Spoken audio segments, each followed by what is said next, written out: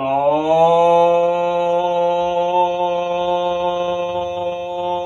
হৰি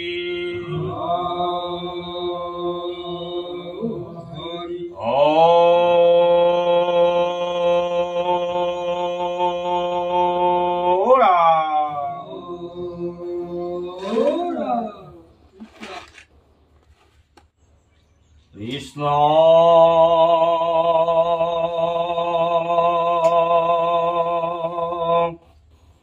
শংকৰ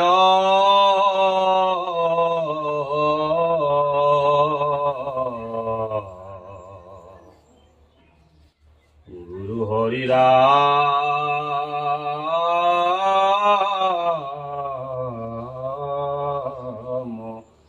ৰাম ৰাম শ্ৰীমন্ত শংকৰ হৰি ভকতৰ জানা যে নকল্পতৰু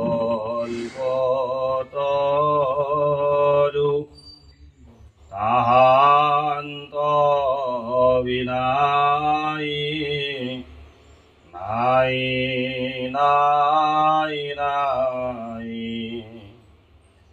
আমাৰ পৰম গুৰু তাহান্ত বিনাই নাই নাই নাই আমাৰ পৰম গুৰু সকলো নিগম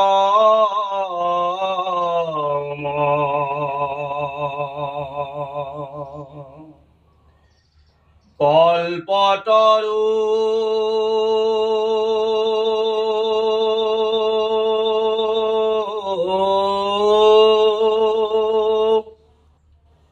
তাৰ ফল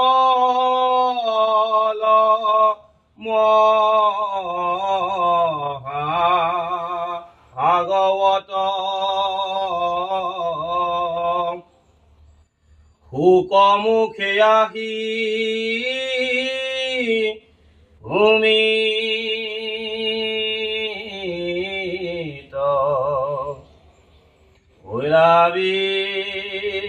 বিদিত ৰহত চতুৰ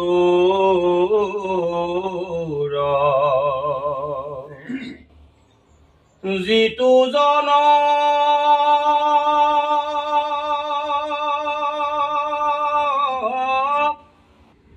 কৃষ্ণ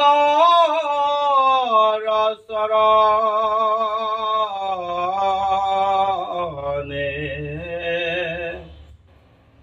দিয়া মন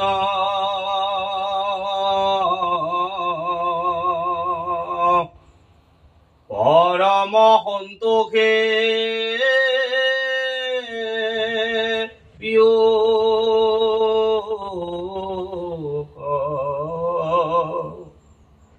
ৰহয় অমৃত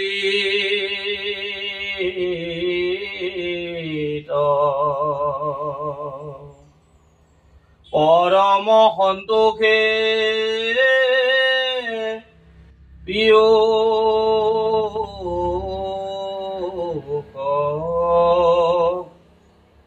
ৰহয় অমৃত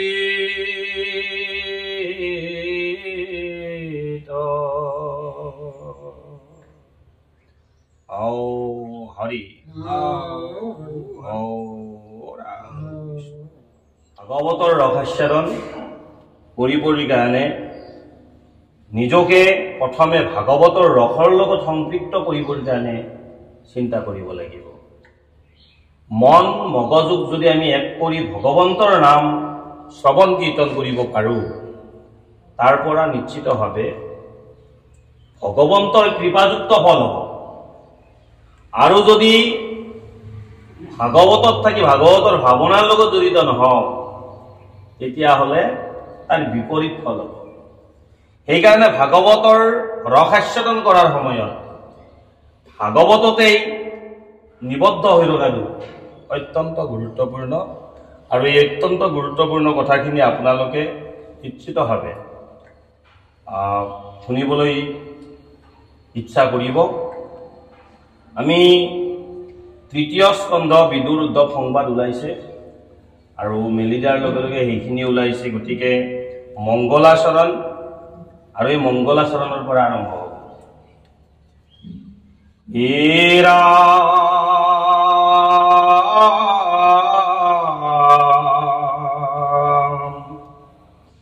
জয় জয় কৃষ্ণ ভগৱন্ত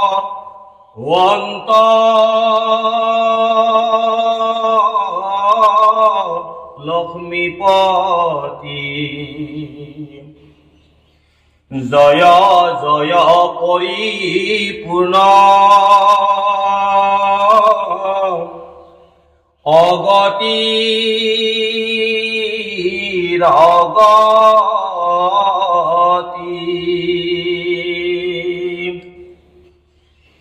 জয় চিদানন্দ সদা নন্দ খেৰতি ব্ৰহ্মা মহেশাদি যাৰ পদে কৰে নতি জয় নন্দ নন্দন গো বৃন্দ গুণধাম জয় গোপবধূ জন মনয় অভিৰাম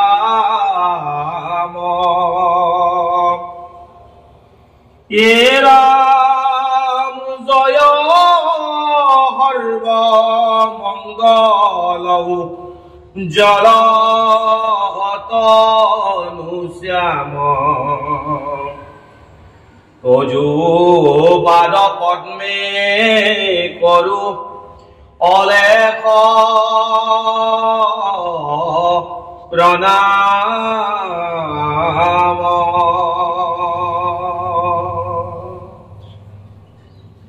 মংগলাচৰণৰ আৰম্ভণিটো প্ৰভু ভগৱন্ত যিজন লক্ষ্মীপতি, যিগৰাকী যাদৱ, এই যাদৱৰ জয় ঘোষণা কৰা হৈছে। এই লক্ষ্মীপতি নাৰায়ণৰ জয় ঘোষণা কৰা হৈছে। আৰু এই লক্ষ্মীপতি নাৰায়ণৰ জয় ঘোষণা কৰিয়েই মংগলজনক কথা চিন্তা কৰা হৈছে। তাৰ মানে এই তৃতীয় স্কন্ধটো আৰম্ভ হৈছে মংগলজনক ভগৱন্তৰ নামৰ জৰিয়তে। তাৰ মানে আপুনি মই যি কৰ্ম সম্পাদন কৰিম, এই কৰ্মখিনি সম্পাদন কৰিবৰ কাৰণে আমি ভগৱন্তৰ নামৰ মংগলজনক পৰিৱেশেৰে আৰম্ভ কৰিব লাগিব। আৰু ভাগৱতৰ তৃতীয় স্কন্ধত এই কথাটোকে কৈছে, যদি প্ৰথমে জয় ঘোষণা কৰিব লাগে তেতিয়াহ'লে কাৰ? কৃষ্ণ। আৰু কৃষ্ণকেই ভগৱন্ত বুলি কোৱা হৈছে, কৃষ্ণকেই লক্ষ্মীপতি বুলি কোৱা হৈছে। অৰ্থাৎ লক্ষ্মীপতিৰ জয় হওক, ভগৱন্তৰ জয় হওক। এই লক্ষ্মীপতি আৰু ভগৱন্ত হল প্ৰভু ভগৱন্ত কৃষ্ণ, অৰ্থাৎ কৃষ্ণৰ জয় ঘোষণা কৰা হৈছে। তাৰ মানে কৃষ্ণস্তু ভগৱান স্বয়ং, কৃষ্ণই ভগৱান সকলৰ ভিতৰত শ্ৰেষ্ঠ। এই ঘোষণাটো ভাগৱতৰ তৃতীয় স্কন্ধৰ আৰম্ভণিতে কৰা হৈছে। আৰু কৈছে জয় জয় পৰিপূৰ্ণ অগতিৰ অগতি, আপুনি স্থবিৰ ময়ো স্থবিৰ। যদি ভগৱন্ত কৃষ্ণ আমাৰ হৃদয়ত আত্মাৰূপে নাথাকে, এই অগতি, অগতি মানে এই দেহটো যদি গতি দিব লাগে কেৱল তুমিহে পাৰিবা। হে কৃষ্ণ, সেইবাবেই তোমাৰ জয় ঘোষণা কৰিছো। তোমাৰে জয় হওক, তোমাৰে জয় হওক, তোমাৰে জয় হওক। জয় চিদানন্দ, চিত যোগ আনন্দ। চিত্তত যদি আনন্দ প্ৰকাশ হব লাগে, তেতিয়াহ'লে তোমাৰ নামতহে সেই আনন্দ আৰম্ভ প্ৰকাশ হব। আৰু তোমাক যদি ভগৱন্ত বুলি মানি, তোমাক যদি একান্ত বিশ্বাসেৰে তোমাৰ নাম নলয়, তোমাৰ ভজনা নকৰে, তেতিয়াহ'লে চিত্ত আনন্দিত নহয়। আৰু যদি চিত্ত আনন্দিত নহয়, তাৰ মানে চিত্ত চঞ্চল হব। চিত্ত চঞ্চল হলে আমাৰ জীৱনলৈ কাল ধুমুহা নামি আহিব। সেইকাৰণে চিত্ত যদি আনন্দ কৰিব লগা হয়, চিত্তত যদি আনন্দৰ প্ৰকাশ ঘটিব লগা হয়, তেতিয়াহ'লে ভগৱন্তৰ নাম জয় ঘোষণা কৰিব লাগিব। কাৰণ ভগৱন্তৰ নামৰহে আটাইতকৈ শক্তি আছে। বাকীবিলাক শক্তি স্থূল, কিন্তু ভগৱন্তৰ নামৰ শক্তিটো আটাইতকৈ পৰিপূৰ্ণ বুলি কৈছে। আৰু সেইকাৰণে কৈছে হে চিদানন্দ। তেওঁৰ নাম আন এটা নাম চিদানন্দ, চিতক আনন্দ কৰিব পৰা ক্ষমতা তেওঁৰে আছে। হে কৃষ্ণ, হে লক্ষ্মীপতি, হে ভগৱন্ত, তোমাৰে জয় হওক, জয় হওক, জয় হওক। আৰু কৈছে সদানন্দ, সদা যোগ আনন্দ। সদায় যাৰ নাম লৈ আনন্দ পাব পৰা যায়, তেওঁৱেই সদানন্দ, তেওঁৱেই ভগৱন্ত, তেওঁৱেই কৃষ্ণ, তেওঁৱেই লক্ষ্মীপতি। গতিকে তুমিয়েই লক্ষ্মীপতি, তুমিয়েই সকলো আনন্দৰ গৰাকী, তুমিয়েই চিত্তৰ আনন্দৰ গৰাকী, তুমিয়েই কৃষ্ণ। গতিকে তোমাৰে জয় হওক, তোমাৰে জয় হওক, তোমাৰে জয় হওক। তোমাৰ জয় হলে আমি সকলোৱে সুখত আসক্ত হব পাৰিম। এই সুখ কি? ভগৱন্তৰ নামৰ যিটো সুখ, মানে কি সুখ, ভগৱন্তৰ নাম লৈ যিটো দেহ মনক সুখৰ পৰ্যায়লৈ নিব পাৰি, সেই সুখদাতা হল তুমি। তোমাৰ নামত যাতে ৰতি হয়, তোমাৰ নামত যাতে আসক্তি বাঢ়ে, আৰু তোমাৰ নামত আসক্ত হৈ যাতে চিত্তক আনন্দিত কৰিব পাৰো, যাতে সদায় আনন্দ লাভ কৰিব পাৰো, যাতে গতি লাভ কৰিব পাৰো, স্থবিৰতা ভংগ কৰি গতি দিব পৰা শক্তি তুমিয়েই। যিহেতু তোমাৰে জয় হওক, তোমাৰে জয় হওক, তোমাৰে জয় হওক বুলি জয় জয় জয় জয় কিমান বাৰ জয় কৈছে হিচাপ নাই। তাৰ মানে আমি জয়টো ভগৱন্তৰ কৰিব লাগে। ভগৱন্তৰ জয় হলে আমাৰ সকলোৰে জয় হব। আৰু কলে কি? ব্ৰহ্মা মহেশ আদি যাৰ পদে কৰে নতি। ব্ৰহ্মাই যাৰ চৰণত সেৱা কৰে, মহেশ মানে মহেশ্বৰ বুলি যাক কোৱা হয়, যাক আমি মহাদেৱ বুলি কওঁ, সেই মহাদেৱে যাক সেৱা কৰে, যাৰ চৰণত সেৱা কৰে, সেইজনৰে জয় হওক। তেওঁৰ জয় হলে আৰুতো একো জয় হব নালাগে। সেই কথাটোকে মাধৱদেৱক মহাপুৰুষ শ্ৰীমন্ত শংকৰদেৱে কৈছিল। মাধৱদেৱতো মহাপণ্ডিত আছিল। তেওঁৰ পণ্ডিত আলি দেখুৱাই কৈছিল যে মই মোৰ যিটো নীতি, মোৰ যিটো আকৰ্ষণ, সেই আকৰ্ষণত থাকিম। মই কৰবাত থাকিব লাগে এই কথাটো কৈ লাভ নাই। মই সকলোকে সমদৃষ্টিৰে চাওঁ, সকলো মোৰ কাৰণে ভগৱান। তেতিয়া মহাপুৰুষ শ্ৰীমন্ত শংকৰদেৱৰ যুক্তিটো কি আছিল? গছৰ গুৰিত পানী ঢালিলে গছে পাতে সকলোৱে পাব। গতিকে গছৰ গুৰিত পানী ঢালিলে ফলটো বেছিকে পোৱা যাব। আৰু ইয়াতো কৈছে যে ব্ৰহ্মাই যিজনক মানে কি ঈশ্বৰ বুলি সেৱা কৰে, মহেশ্বৰে যাক ঈশ্বৰ বুলি সেৱা কৰে, সেই সেৱা কৰা জনকেই জয় ঘোষণা কৰি মংগল আচৰণৰ মংগল সাধন কৰিব বিচৰা হৈছে। অৰ্থাৎ মংগল আচৰণ কৰিব বিচৰা হৈছে। নামেহে যে মংগলদায়ক পৰিৱেশ এটা সৃষ্টি কৰিব পাৰে, সেই কথাটো আমাক দেখুৱাই দিলে। আৰু কলে জয় নন্দ নন্দন, তুমি এই নন্দৰ নন্দন, নন্দৰ পুত্ৰ, তোমাৰে জয় হওক। গোবিন্দ, তোমাক গৌ মানে বেদ, বিন্দ মানে বন্দনা, বেদেও বন্দনা কৰে, তোমাৰে জয় হওক। আৰু তোমাৰ নাম লৈয়ে বেদে তোমাক বন্দনা কৰে। গুণধাম, তোমাৰ নামতেই তোমাৰ নামৰ গুণ প্ৰকাশ হৈ আছে।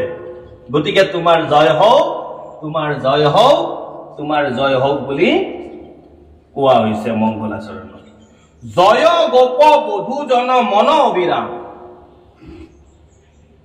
গোপসকলৰ পৰম আত্মীয় আৰু গোপসকলৰ মন সদায় যাৰ চৰণত নিবদ্ধ হৈ থাকে সেইজন নাৰায়ণ, সেইজন কৃষ্ণ, সেইজন চিদানন্দ, সেইজন সদানন্দ, সেইজন নন্দৰ নন্দনৰ চৰণত সেৱা জনালো আৰু তেওঁৰেই জয় ঘোষণা কৰিলো। এই বুলি চৰণত প্ৰাৰ্থনা কৰা হৈছে। আৰু কৈছে জয় সৰ্বমংগল উজ্জ্বল তনুশ্যাম। জয় সৰ্বমংগল, সকলোৰে মংগল সাধন কৰা যিজন পৰম ব্ৰহ্ম ভগৱন্ত, তেওঁৰ জয় হওক। তেওঁৰ ৰূপটো বৰ উজ্জ্বল, শ্যাম বৰণীয়া। তজু পাদ পদ্মে কৰো অলেখ প্ৰণাম। তোমাৰ চৰণতে অলেখ লেখ নোহোৱাকৈ, সেৱাৰ লেখ নাই, কেৱল যদি জয় ঘোষণা কৰিছো তোমাৰেই জয়, তোমাৰেই জয়। কিমান জয় কম তাৰ হিচাপ নাথাকিব। কেৱল মই এটা কথাই জানো, মনেৰে প্ৰাণেৰে কেৱল এটা কথাই ভাবো, তোমাৰ জয় হওক, তোমাৰ জয় হওক, তোমাৰ জয় হওক। এতিয়া আমাৰো সেইকাৰণে সকলো কাৰ্যসূচী ৰূপায়ণ কৰোঁতে কাৰ নামেৰে আৰম্ভ হয় বা আমাক এশৰণ বাদে আমাক কি শিকালে? সকলো ভগৱন্তৰ নামত অৰ্পণ কৰি, তেওঁৰ নামকে স্মৰণ কৰি, তেওঁৰ নামকে শ্ৰৱণ কৰি, কীৰ্তন কৰি মংগল সাধনৰ পৰামৰ্শটো ভাগৱতে আমাক দিছে। আমাৰ এতিয়া বহুতে কয় এই ৰাতিপুৱা উঠিয়েই চাহখিনি খাওঁতেও ঈশ্বৰক অৰ্পণ কৰি খাব লাগে, বেছি কৰে তেনেকে কয়। এতিয়া কিয় কৰিব লাগে বুলি কৈছে? তেওঁ তৰ্পিত খাদ্য দ্ৰব্যলৈ ৰূপান্তৰিত হয়, আৰু সেই দ্ৰব্য কৰিবৰ কাৰণে আমি ভগৱন্তক অৰ্পণ কৰিব লাগে। তাৰমানে আৰম্ভণিটো কিহেৰে কৰিছো? আমি নামেৰে কৰিছো। পৰৱৰ্তী দিনৰ কামবিলাককো ঈশ্বৰৰ নামতে অৰ্পণ কৰি কৰিলে তাৰ মংগলজনক যিটো পৰিৱেশ, সেই পৰিৱেশটো আপোনা আপুনি আহে। আৰু সেইকাৰণে সকলো ভগৱন্ততে অৰ্পণ কৰিব লাগে। আমাক সেইকাৰণে ৰাতিপুৱা উঠোতে, ৰাতিপুৱা কিবা খাদ্য লওঁতে, সিদ্ধমুঠি লওঁতে, কৰবলৈ যাব ওলাওঁতে, যিকোনো কাম কৰাৰ আগত কি কৰিছে? ভগৱন্তৰ নাম লবলৈ কৈছে নহয় বা। সেইকাৰণে ভগৱন্তৰ নাম এনেই ল'ব কোৱা নাই, ভাগৱতে আমাক দৰ্শন দিছে। ভাগৱতৰ দৰ্শনকেই আমাৰ জীৱনৰ কৰ্মৰ লগত জড়িত কৰিব বিচৰা হৈছে। এই দৰ্শনটো আমি লোৱাৰ প্ৰয়োজন আছে। হে ৰাম নমো নমো কৌটি কৌটি ব্ৰহ্মাণ্ড নায়ক নমো নমো প্ৰাণনাথ বংশীব জায়ক নমো নমো প্ৰাণনাথ বংশীব জায়ক। কি বুলি ক'লে বা? নমো নমো কৌটি কৌটি ব্ৰহ্মাণ্ড নায়ক। এই কৌটি কৌটি বিশ্ব ব্ৰহ্মাণ্ডৰ নায়ক এজনেই, বাকীবিলাক নায়কৰ লগত আমাৰ যে অভিনয় কৰিলে নায়ক এজন থাকে, মূল চৰিত্ৰটোক আমি নায়ক বুলি কওঁ, যিটোৰ জৰিয়তে কাহিনী বস্তুটো আগবাঢ়ি যায়। তাৰ লগত আনুষংগিক চৰিত্ৰবিলাক থাকে, বাকীবিলাক হল আনুষংগিক চৰিত্ৰ। এই জগতৰ পৰম নায়কজনে হল পৰম ব্ৰহ্ম ভগৱন্ত। এইকাৰণে বিশ্ব ব্ৰহ্মাণ্ডৰ অসংখ্য ব্ৰহ্মাণ্ড আছে, এই ব্ৰহ্মাণ্ডৰ নায়কজন হল প্ৰভু ভগৱন্ত, তেওঁৱেই চালিকা শক্তি। সেইকাৰণে কৈছে নহয় বা, যত জীৱ জংগম কীট পতংগম অগণক জগতেৰি কায়া। সকলো তোমাৰেই কায়া, সকলোতে তুমি প্ৰাণ সঞ্চাৰ কৰি আছা। গতিকে প্ৰাণ সঞ্চাৰ কৰি আছা বাবে আমি অভিনয় কৰি থাকিব পাৰিছো, কাৰণ এই বিশ্ব ব্ৰহ্মাণ্ড হল এখন মঞ্চ।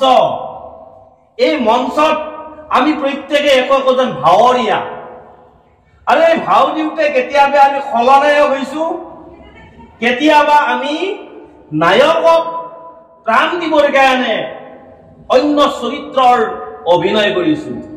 যিটো চৰিত্ৰৰ অভিনয় কৰিলে ভগৱন্তৰ লগত সখিত্ব কৰিব পৰা যায়, সেই ধৰণৰ অভিনয়খিনি কৰিবৰ কাৰণে আকৌ ভগৱন্তে আমাক সঞ্জীৱনী শক্তিটো প্ৰদান কৰিছে।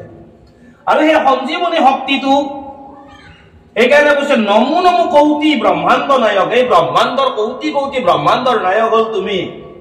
গতিকে তোমাকেই নমস্কাৰ কৰো, তোমাকেই নমস্কাৰ কৰো, তোমাকেই নমস্কাৰ কৰো।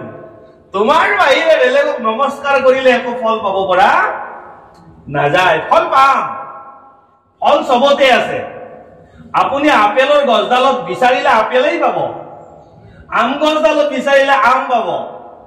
বাকী ৩৩ কোটি দেৱতাৰ আমি যে কল্পনা কৰো ৩৩ কোটি দেৱতা, এই ৩৩ কোটি দেৱতাৰ পৰা যি আপুনি বিচাৰে কেৱল এটা বস্তুৱে পাব, কিন্তু পৰম ব্ৰহ্ম ভগৱন্তৰ ওচৰত আপুনি যি বিচাৰে তাকে পাব।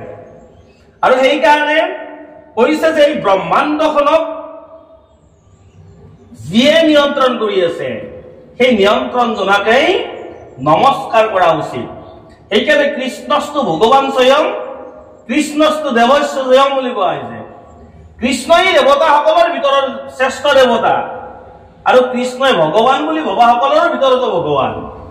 আৰু সেই ভগৱান, সেই দেৱতা যাক আমি পৰম দেৱতা বুলি কৈছো, তেওঁৰে নমস্কাৰ কৰা হৈছে। নমো নমো প্ৰাণনত, আৰু কৈছে নমো নমো প্ৰাণ নাথ, মোৰ এই প্ৰাণটোক তুমি কি কৰি আছা? নিয়ন্ত্ৰণ কৰি আছা। কাৰণ অৰ্জুনৰ ৰথখন যেনেকে ভগৱন্তই চলাই কুৰুক্ষেত্ৰ ৰণখনত অৰ্জুনক সহায় কৰিছিল, আমাৰো এই দেহ ৰথখন প্ৰভু ভগৱন্তয়ে চলাই নাছে জানো? এই দেহ ৰথখন চলোৱা শক্তিটো কি? পৰমাত্মা ৰূপী ভগৱন্ত নহয় জানো? তেওঁ আছে বাবে আমি খাইছো, লৈছো, ফুৰিছো, কথা কৈছো। তেওঁ নাথাকিলে একো কৰিব নোৱাৰে। সেইকাৰণে প্ৰাণটোক যদি শক্তি প্ৰদান কৰি আছে, সেই প্ৰাণটোক শক্তি প্ৰদান কৰা জনো কেৱল তুমিয়ে। এইটো হল উপলব্ধি, এইটো উপলব্ধি। আমাকো সেই উপলব্ধিটো কৰিবলৈ দিছে। এই প্ৰাণটোকেই নাথ বুলি ভাবিব লাগে, এই প্ৰাণটোকেই, আত্মাটোকেই আমি ভগৱান বুলি ভাবিব লাগে। আৰু এই আত্মাটোক পৰিচালিত কৰাজনেই আমাৰ এই সকলো শক্তিৰ মূল দাতা হিচাপে গ্ৰহণ কৰি তেওঁকেই ভজনা কৰিব লাগে। সেইকাৰণে ভজনীয় দেৱতা আমাৰ কেৱল এজনেই, তেওঁৱেই কৃষ্ণ, তেওঁৱেই নাৰায়ণ, তেওঁৱেই জগতৰ নায়ক কাৰক। গতিকে আপোনাৰ দেহ ৰথখন ভগৱন্তই চলাই আছে, অৰ্জুনৰো ৰথখন ভগৱন্তই চলাই আছিলে। এই দেহটোকে ৰথৰ লগত তুলনা কৰা হৈছে, আৰু আত্মাৰূপী ভগৱন্তই আমাৰ এই দেহ ৰথখন চলাইছে। কৈছে প্ৰাণনাথ। বংশী বজাই, তুমি এই বংশী বজোৱা। এই বংশীটো এতিয়া ভগৱান শ্ৰীকৃষ্ণই বজোৱা মোহন মুৰলীটোৰ কথা কেৱল কোৱা নাই, তুমি আমাক বিভিন্ন সুৰেৰে মহিমান্বিত কৰি আছা। তোমাৰ বংশীৰ সুৰে যেনেকে সকলোকে মুগ্ধ কৰে, তোমাৰ মুখেৰে ওলোৱা কথাবিলাকেও আমাক মুগ্ধ কৰে। যেনেকে ভাগৱতৰ কথাখিনি প্ৰথম ভগৱন্তৰ মুখেৰে ওলাইছে, আৰু এই ভগৱন্তৰ মুখে ওলোৱা কথাখিনিকে ব্ৰহ্মাই পাইছে, আৰু ব্ৰহ্মাৰ পৰাই বাগৰি বাগৰি আহি পেলাই আমি পালো এই ভগৱন্তৰ মুখেৰে ওলোৱা ব্ৰহ্ম বাক্যবিলাকক বংশীৰ সুৰৰ লগত তুলনা কৰিব পৰা যায়। আৰু তুমিয়েই বজোৱা সেই সুৰ আমিও কি কৰিছো? মুখেৰে তুলিছো। অৰ্থাৎ এই মুখেৰে সেই সুৰ তুলিবৰ কাৰণে শক্তি যদি দিছা, তুমিয়েই দিছা।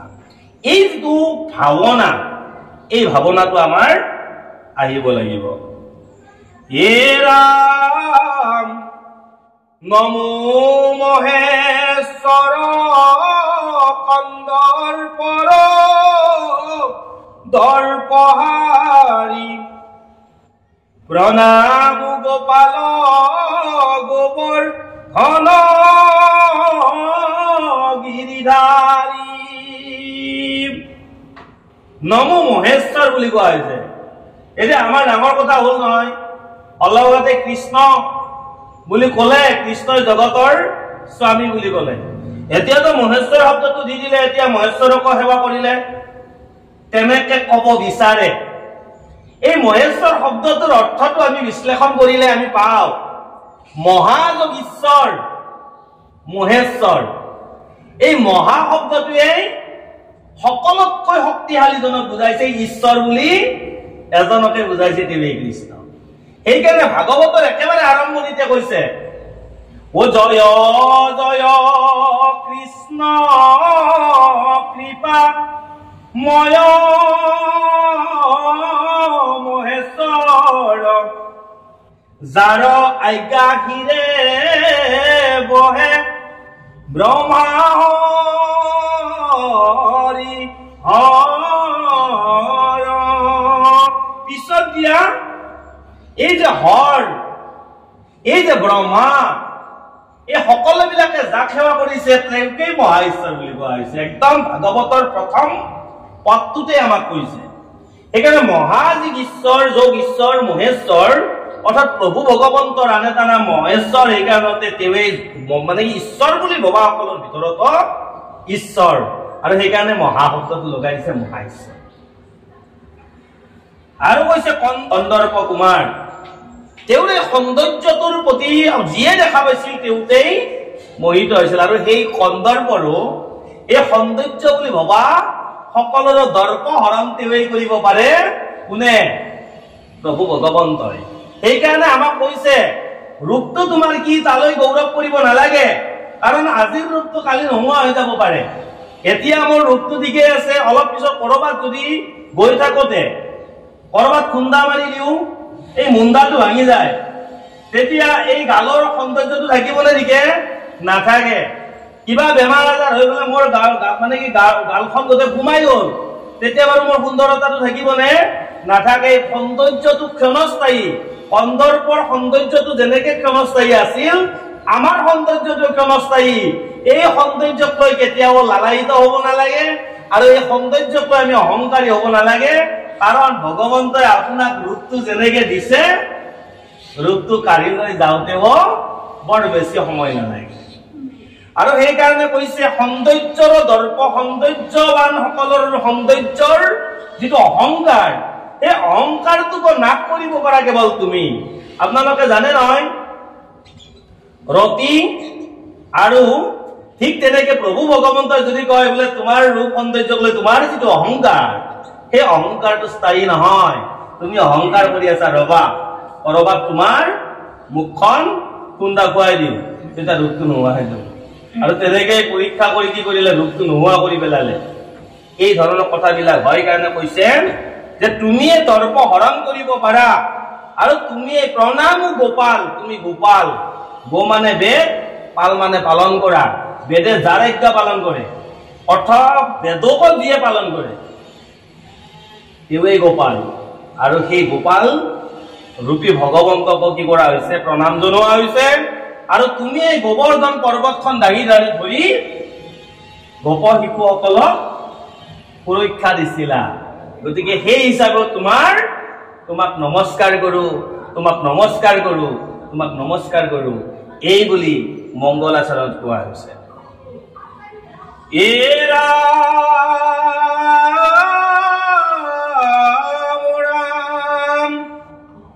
মোৰ নিজ ইষ্ট দেৱ শ্যাম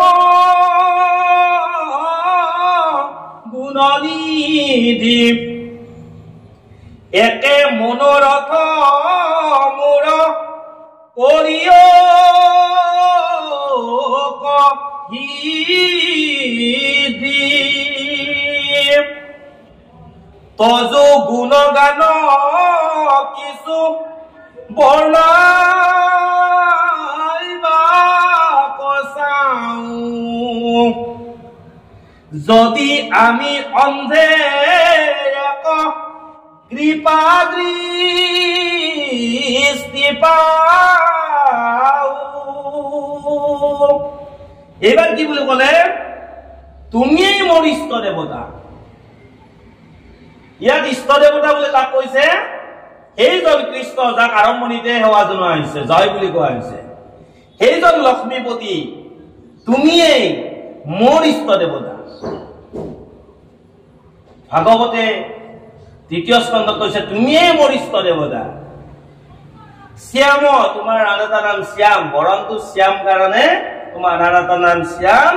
তুমি গুণৰ নিধি, গুণৰ ভিতৰত গুণ, গুণান্বিত, হয়নে? গুণৰ গুণান্বিত তুমি, অথচ তুমি নিৰ্গুণ, তুমি সকলো গুণৰ স্ৰষ্টা।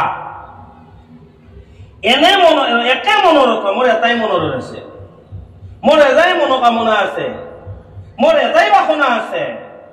সেই বাসনাটো হল মোক তুমি কৃপা কৰিব লাগে। কি কৃপা? তজু গুণ গান কিছু বৰ্ণাই নকচাও, তোমাৰেই গুণ তোমাৰে গান কিছু বৰ্ণনা কৰিব যাইছো। গতিকে তোমাৰ গুণ গান বৰ্ণনা কৰিবলৈ যাওঁতে মই আকৌ তোমাৰে সহায় বিচাৰিছো, তোমাৰে কৃপা বিচাৰিছো। তুমি যদি কৃপা নকৰা তেতিয়াহ'লে যদি আমি অন্ধে একো কৃপা দৃষ্টি পাওঁ, আমিতো অন্ধ, অন্ধবিলাকে দেখা নাপায় নহয় বা আমিও দেখা নাপাওঁ যদি তুমি কৃপা নকৰা। কাৰণ আঁখো আমি দেখতে হম, চকুৰে আমি দেখা পাওঁ কেতিয়া? চৈতন্য ৰূপী ভগৱন্ত হৃদয়ত থকালৈকে। সেইকাৰণে হৈছে আমিতো অন্ধ, আমিতো মূঢ়মতি, আমি একো নাজানো। তুমি যদি কৃপা নকৰা, যদি তুমি কৃপা কৰা, এই অন্ধয় কি কৈছে? মুখং কৰতি ভাষণং পংগুং লংঘয়তে গিৰিম যত কৃপা তমহং বন্দে পৰমানন্দ মাধৱম। মোক বধিৰ জনৰ কথা কব পাৰে যদি তুমি কৃপা কৰা, আৰু তুমি কৃপা নকৰিলে মোক বধিৰ হৈ থাকিব। মানে কি আৰু কৈছে? একদম মুখং কৰতি ভাষণং পংগুং লংঘয়তে, পংগুজনেও পৰ্বতত উঠিব পাৰে যদি তুমি কৃপা কৰা, আৰু অন্ধজনেও দেখিব পাৰে যদি তুমি কৃপা কৰা।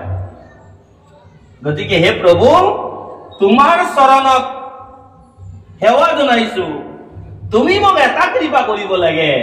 কি কৃপা? মই যাতে তোমাৰ গুণ গান কিছু বৰ্ণনা কৰিব পাৰো। আমি আকৌ কি কওঁ? মই কৰিলো নহয়, মই লিখিলো নহয়, ময়ে গালো নহয়। এতিয়া মই বুলি কবৰ কাৰণে ভাগৱতে আকৌ দিয়া নাই। কি বুলি কৈছে? মোৰ এটাই কামনা আছে। এইটো মোৰটো কি কৈছে? মোৰ এটা কামনা আছে, তুমিয়েই ইষ্ট দেৱ, তুমিয়েই মোৰ মনোৰথ পূৰণ কৰিব লাগিব। এই মোৰটো ভগৱন্তৰ দাসত্ব ভক্তিৰে কৰা মোৰ। আৰু আমি যেতিয়া কওঁ এইটো মোৰ, এইটো ময়েই গৰাকী, তাৰ মানে তাত অহংকাৰ জড়িত হৈ আছে। ইয়াত কিন্তু অহংকাৰ জড়িত হৈ থকা নাই। মই নাজানো, মই নোৱাৰো, মই অন্ধ, তাত দাস হিচাপে নিজকে কি কৰা হৈছে? প্ৰতিপন্ন কৰা হৈছে। এই দাসত্ব ভাৱেৰে যেতিয়া আমি ভগৱন্তক প্ৰাৰ্থনা জনাম, নিশ্চিতভাৱে ভগৱন্তই কৃপা কৰিব। আৰু সেই কৃপাৰ বাবে ভগৱন্তক আমি প্ৰাৰ্থনা জনাব জানিব লাগিব। হে ৰাম তেবে ৰচিব পাৰো মইয়া মোৰ আৰু ইটো ভাগৱত কথা গুঢ়। কি বুলি কৈছে? তেৱেহে ৰচিব পাৰো, মই তেতিয়াহে ৰচনা কৰিব পাৰিম। মই আতি মূঢ়, মইতো একেবাৰে মূঢ়মতি, মূৰ্খ। আৰু ইটো ভাগৱত কথা গুঢ়। তাতে আকৌ ভাগৱত কথাটো সাধাৰণ কথা নহয়, গভীৰ কথা। এই ভাগৱতৰ কথাটো, এই গভীৰ কথাটো যদি মই বৰ্ণনা কৰিব লাগে, তোমাৰ কৃপা অবিহনে সম্ভৱ নহয়। গতিকে অসম্ভৱ সম্ভৱ কৰিবৰ কাৰণে সেই সম্ভাৱনাটো জাগ্ৰত কৰিবা আকৌ তুমিহে। সেইকাৰণে হে প্ৰভু, তোমাৰ চৰণত শৰণ লৈলো, যি কৰিব বিচাৰিছো তোমাৰ কৃপাতহে কৰিব বিচাৰিছো, তুমি যাতে কৃপা কৰা। বাসনা, এতিয়া আমাৰ বাসনাটো কেনে হ'ব লাগে ক'লে নহয় বা? আমি যিটো কৰিম বুলি ভাবিছো সেয়া আমি কৰিব পৰা নহয়, তোমাৰ জৰিয়তেহে হ'ব। এই বিশ্বাসটো সদায় থাকিব লাগিব। কাৰণ বিশ্বাসে মিলয় হৰি তৰ্কে বহুদূৰ। আৰু আমাৰ এই জগতৰ চব কামতেই যদি মই মোৰ এই দুটা কথা বেছিকে থাকে তেতিয়াহ'লে ভগৱন্তৰ সেৱাৰ যোগ্য হ'ব পৰা নাযায়। মই কৰিছো মোৰ বাবে হৈছে, এই ভাৱনাটো সম্পূৰ্ণভাৱে ভগৱন্তৰ অৰ্পণ কৰিব। মই একো কৰা নাই, তুমিয়ে কৰাইছা, মোৰ একো নহয়, তুমিয়েই দিছা, এই ভাৱনাটো থাকিব লাগিব। এ ৰাম এতে কেহে তজু পাৱে কৰো নিবেদন হৰি উদয় নাথ তজুগু নগন। এতেকে তোমাৰ চৰণত আমাৰ নিবেদন আছে, হে প্ৰভু, তুমি যাতে তোমাৰ গুণখিনিকে আমাৰ জৰিয়তে উদয় হবৰ কাৰণে, প্ৰকাশ হবৰ কাৰণে তুমি এই কৃপা কৰা। কৃপা কৰা নাৰায়ণ আমাৰ চঞ্চল মন, তোমাৰ চৰণে যেন থাকে, তোমাৰ চৰণতেই মনটো নিৱেশ কৰি তোমাৰ চৰণৰ কৃপাৰ দৃষ্টিৰে এইখিনি প্ৰকাশ কৰিবৰ কাৰণে তুমি শক্তি দিয়া।